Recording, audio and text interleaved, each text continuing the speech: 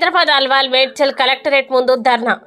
Medchal collectorate ముందు లియోనియా భూ బాధితుల ధర్నా. భూ కబ్జా నుండి మా భూములు కాపాడాలని షామీర్పేట్ లియోనియా బాధితులు ప్రజా సంఘాల నాయకుల ఆధ్వర్యంలో మేడ్చల్ జిల్లా కలెక్టర్ కార్యాలయం ముందు పెద్ద ఎత్తున ధర్నాకి దిగారు. అనంతరం కలెక్టరేట్లోని ప్రజావాణిలో ఫిర్యాదు చేశారు. తదనంతరం లియోనియా బాధితులు మల్కాజ్గిరి పార్లమెంటు సభ్యులు ఈటల రాజేందర్ ఇంటిని ముట్టడించి లియోనియా రిసార్ట్ నిర్వాహకుల వల్ల దారులు మూసుకుపోయాయని సహాయం చేయాలని తమ గోడు విన్నవించుకొని వినతి పత్రం అందజేశారు. సానుకూలంగా స్పందించిన ఎంపీ ఈటల రాజేందర్ మాట్లాడుతూ ఇది ప్రైవేట్ వ్యక్తుల మధ్య జరుగుతున్న వివాదమైన ఒక ప్రజాప్రతినిధిగా సమస్య పరిష్కారానికి తన వంతు కృషి చేస్తానని ఈటల హామీనిచ్చారు. రిసార్ట్లో వారు లేఅవుట్ చేసి 2008 సంవత్సరంలో అచ్యుత్ ఎడ్యుకేషనల్ సొసైటీకి 5 ఎకరాల భూమిని అమ్మడం జరిగింది. ఆ తర్వాత ఈ మధ్య కాలం బ్రహ్మాండ సాపిక జరిగింది. ఆ సొసైటీ కంటిన్యూ బిల్డింగ్లు కట్టుకొని రెంట్కి ఇచ్చి మరి అనేకటువంటి ఎడ్యుకేషన్ నడుపుతున్నటువంటి సందర్భంగా అనేక హోటల్ మేనేజ్మెంట్ కూడా నడుస్తూ ఉన్నది. దానిని రెంటుకు 66,000 మరి చదరపు గజాలకు సంబంధించినటువంటి ఇండ్లను ఆ కిరాయి తీసుకున్నటువంటి లియోనియా రిసార్టు తర్వాత అది చేంజ్ అయింది. మేనేజ్మెంట్ చేంజ్ అయ్యి రంజిత్ రెడ్డి అందులో ప్రవేశించడం జరిగింది. ఆయన ప్రవేశించిన తర్వాత ఆయన కొనుగోలు బ్యాంకు ద్వారా కొనుగోలు చేసినవి కేవలం బిల్డింగులే. ఆయన కేవలం పార్కింగ్ ప్లేస్ కూడా ఉండదు. కానీ అక్కడ ఉన్నటువంటి 300 ప్లాట్లు, ఒక్కొక్క ప్లాటు 1000 గజాల చొప్పున ఉంటది. రైతులు అందులోకి వెళ్లడానికి రోడ్డు ఉంటది. ఆ రోడ్లను మూసివేసి గేట్లు పెట్టడం, ప్లాట్లను బెదిరించి ప్లాట్లను గుంజుకొని మరి ప్లాట్ల పైన గేట్లు పెట్టి ప్లాట్లను కూడా మరి రోడ్లు రాకుండా రోడ్లను కూడా చెడగొట్టడం సందర్భంగా అనేక దఫాలుగా కలెక్టర్ గారికి ఏదో మరి మున్సిపల్ కార్పొరేషన్కి ఇస్తే రోడ్లు వెళ్లాలి మట్టి తీసినటువంటిది గేటు తీసేశారు. మళ్లీ గేట్లు పెట్టి అక్కడ ఉన్నటువంటి ఎక్స్ సర్వీస్ మెన్ తుపాకులతోటి మరి ఇక్కడ అచ్యుత్ ఎడ్యుకేషన్ సొసైటీ వారు జనరల్ సెక్రటరీ అయినటువంటి కపిల్ కుమార్ శర్మను బెదిరించడం, అలాగే అతని మీద కేసు పెట్టడం, భూ ఆక్రమణలు చేస్తున్నటువంటి ప్లాట్లు ఆక్రమించినటువంటి సందర్భంగా అనేక కేసులు కూడా వాళ్ళ మీద బనాయించడం జరిగింది. కేసులు ఎఫ్ఐఆర్లు అయినాయి. అయితే ఈ యొక్క రంజిత్ రెడ్డి అగడాలు అంతా ఇంత కాదు. ఆయన వెనకాల ఒక 3 వ్యక్తులు రామారావు, ప్రవీణ్ రావు, దామోదర్ రెడ్డి, వీళ్ళంతా భూ కబ్జాదారులు, భూ కుంభకోణాలు, రాష్ట్ర కేంద్ర ప్రభుత్వాల ప్రజాధనాన్ని కూలగొట్టి 1000 ఎకరా భూమి 1000 కోట్ల రూపాయలు సంపాదించిన వ్యక్తులు వీళ్ళంతా జమై ఈ 4 వ్యక్తులు ఈ రోజు అక్కడ ప్రవేశించి భూదందా చేస్తా ఉన్నారు. రైతులను మోసం చేస్తా ఉన్నారు. మరి ఒక ప్లాట్లను ఆక్యుపై చేస్తా ఉన్నారు. మాకు రావాల్సిన ఎడ్యుకేషన్ సొసైటీ సంబంధించినటువంటి 6,65,00,000 రూపాయల బకాయి ఉన్నది ఇవ్వడం లేదు. కాబట్టి మేము అనేక దఫాలకు చెప్తున్నాం. ఈ రోజు ఈ ధర్నా చేస్తున్నాం. ఈ ధర్నా తర్వాత దశల వారీగా చేస్తామని చెప్పాం. ఈ ధర్నా నుంచి అయినా ఇప్పటికైనా కూర్చొని మరి ముందుకొచ్చి మా కనుక ఇస్తే మేము సాపిగా నడుపుకోవడానికి అవకాశం ఉన్నది. కానీ నువ్వు ప్రభుత్వం అండదండాలని చెప్తున్నావు.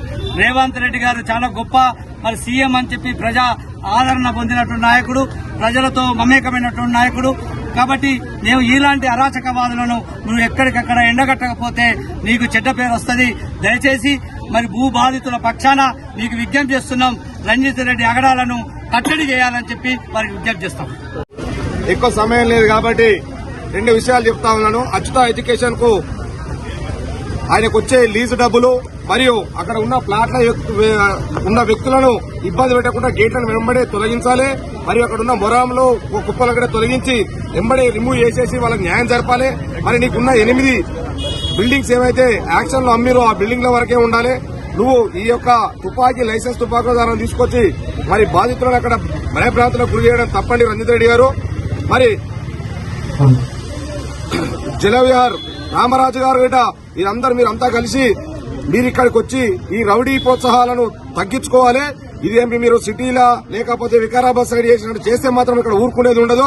మీ ఎంబడి గవర్నమెంట్ ఉండొచ్చు, పోలీసు ఉండొచ్చు, కానీ ప్రజాబలం కింద మీరంతా చీపురులతో సమానము కొట్టుకపోతారు. కాబట్టి రంజిత్ రెడ్డి గారు మీరు ప్రభుత్వానికి రేవంత్ రెడ్డి గారికి మచ్చదేస్తున్నారని అందరూ అంటా ఉన్నారు. మరి రేవంత్ రెడ్డి గారికి మచ్చదేస్తున్నా మీరు వాళ్ళతో కలిసి చేస్తున్నా తెలియదు. కాబట్టి మీరు దయచేసి చెప్తున్నా, దొంగతనంగా నీళ్లు తీసుకుపోయినావు కలెక్టర్ ఆఫీస్ ముందు ఉంచే, మరి అదేవిధంగా దొంగతనంగా పైపులు వేసుకపోయినావు నువ్వు దొంగతనంగా బెదిరిస్తా ఉన్నావు మా ప్లాట్ యజమానులను, మా రైతులను. రోడ్లు బంద్ చేస్తావు, అది ఒక పంచాయతీ లెవెల్లో నువ్వు రోడ్లు బంద్ చేయడానికి నీకు ఎలాంటి హక్కులున్నాయి? మరి వెంటనే కలెక్టర్ గారు, మెజిస్ట్రేట్ గారు కాబట్టి పక్కనే ఉన్నారు, మీరు వెంటనే మరి పంచాయతీ అధికారులను గానీ మున్సిపల్ అధికారులను గానీ పంపించి ఎంక్వైరీ చేయించి ఆ గేట్లని రిమూవ్ చేయాలని చెప్పేసి నేను డిమాండ్ చేస్తా ఉన్నాను. నేను రైతు సంఘాల తరపు నుంచి నేను డిమాండ్ చేస్తా ఉన్నాను. మీకు దయచేసి కలెక్టర్ గారు మీకు చెప్తా ఉన్నాను, మీరు సిపికి చెప్తారా ఎవరైతే ఆ బందోబస్తు తీసుకొచ్చి అక్కడ మరి గేట్లను రిమూవ్ చేయండి. మా యొక్క రైతులను లోపలికి పోనివ్వండి.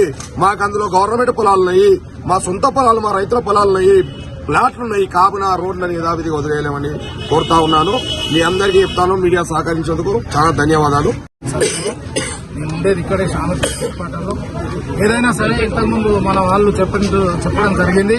తక్షణమే మన రంజిత్ రెడ్డి అనే వ్యక్తి ఆయనకి ఏదైనా కూర్చొని సెటిల్మెంట్ చేసుకోవాలి. ఇంత పెద్ద రచరచ చేసుకుంటే ఆయనకే మర్యాద ఉండదు అనేది పార్టీ తరఫున తెలియజేస్తా ఉన్నాం. మరి ఇది రేవంత్ రెడ్డి గారి ప్రభుత్వం, ప్రజాప్రభుత్వం వచ్చి మరి ఇటువంటి జరగడం మాకు సిపిఐ పార్టీగా మేము సిగ్గుపడతాం. ఇది దాదాగిరి, గుండాగిరి చేస్తే తెలంగాణ రాష్ట్రంలో అనేక పోరాటాలు చేసిన చరిత్ర కమ్యూనిస్ట్ పార్టీకి ఉన్నది. ఎవరైనా సరే, ఇప్పుడు ఆయన ఎక్కడి నుంచి యూపీ నుంచి వచ్చిండు, యూపీ నుంచి వచ్చిన అతను ఆయన ఏదో తరిమేల కొడతాం ప్లాట్లలో పోయి మట్టి పోసి కబ్జాలు పెట్టి అది చేస్తే కుదరదు. తక్షణమే అదేదో 6,61 లక్ష ఏదో రావాల్సి ఉందట, ఆ పేమెంట్ చేసేయండి. కావాలంటే అది రెన్యువల్ చేసుకో, నేను లీజ్ తీసుకున్నా రెన్యువల్ చేసుకో.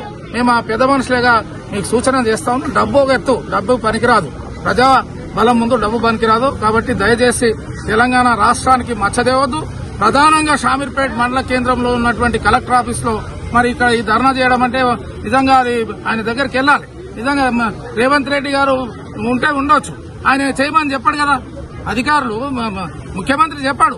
కానీ ఆయన కింద ఉన్నటువంటి వీళ్లు తక్షణమే మరి ఎవరో ఒకరు చొరవ చూపి, అధికారులు రేవంత్ రెడ్డి గారు దీన్ని తక్షణమే స్పందించి ఎవరెవరు చొరవ చూపించి సమస్య తక్షణం పరిష్కారం చేయాలని తెలియజేస్తా ఉన్నాం. లేకపోతే అంచెలంచెలుగా ఈ ఉద్యమాన్ని ఉధృతం చేస్తామని కమ్యూనిస్ట్ పార్టీ మద్దతు తెలుపుతూ, వారికి మద్దతు తెలుపుతూ మాకు లోపలికి పడుతుంది దాని మీద ఇష్యూ తెలియదు కాబట్టి తప్పకుండా ఎడ్యుకేషన్ సొసైటీ హాస్టల్కు పెట్టినటువంటి పగ్గాయి కూడా రావాలా? గవర్నమెంట్తో లింకప్ అయినటువంటి ఇష్యూ కాదు. వీళ్ళు కోర్టుకు పోవాల్సిందే, కోర్టులో వేసుకోవాల్సిందే. కోర్టుకు వెళ్ళాం సార్. గవర్నమెంట్ పరంగా ఇప్పుడు కలెక్టర్ గారు, ఎంపీ గారు ప్రజల సమస్య ఉన్నప్పుడు ఇన్వాల్వ్ అవుతాం. కానీ గవర్నమెంట్ పరిష్కరించాల్సిన ఏమైనా చూసి తప్పకుండా మాట్లాడతామండి. ప్రజాస్వామ్యంలో తప్పకుండా మాట్లాడాల్సిందే, మాట్లాడే పరిష్కారం చూపాల్సిందే.